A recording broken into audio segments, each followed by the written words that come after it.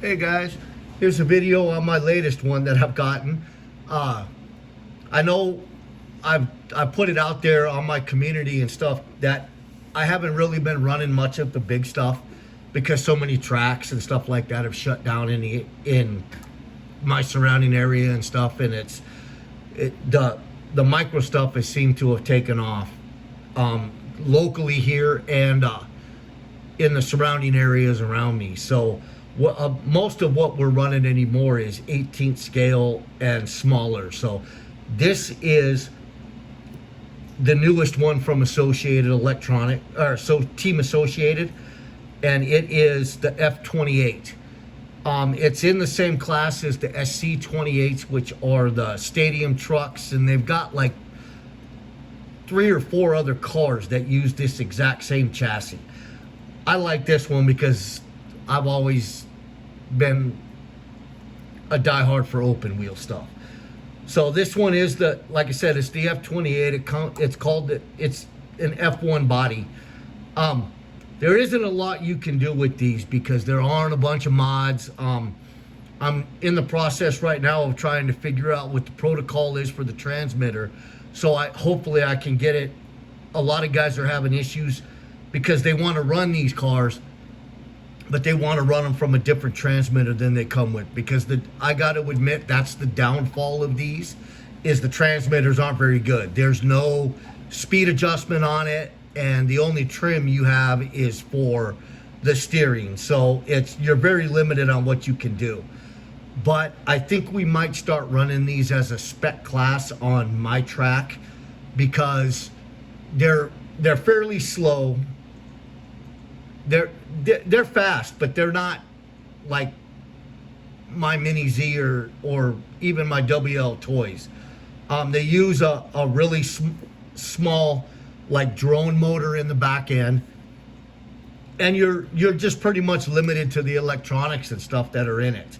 The only thing I did figure out is, as you can see back here, I've got a transponder on it. I ended up finding the spots on the switch to solder in the transponder to the switch, so it powers up when you turn the car on, powers off when you shut the car off, so I can use it with the timing system. I did have to use what they call a boost.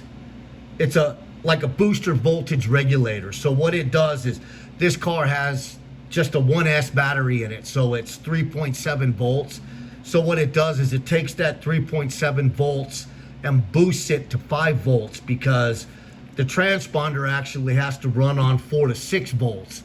So once I got figured out where I needed to solder it into, it was simple. So it's just 2 posts on the switch, and everything's been working fine. I've ran numerous tests with it, and it works beautiful. So if you want me to do a video on breaking the car down and showing you how to install the transponder, if you want to do this to race them locally or whatever, I just wanted a way to be able to track times and stuff like that on the car on my track personally. So that's why I went through the time to do it. So I would like to figure out a way how to bind this to a different transmitter to have a few more adjustments on it. But time will tell on whether that's going to happen or not. I might have to just deal with what I have to deal with and run it like it is. So the one thing I have noticed a couple of little things with it, like it turns sharper to the right than it does the left.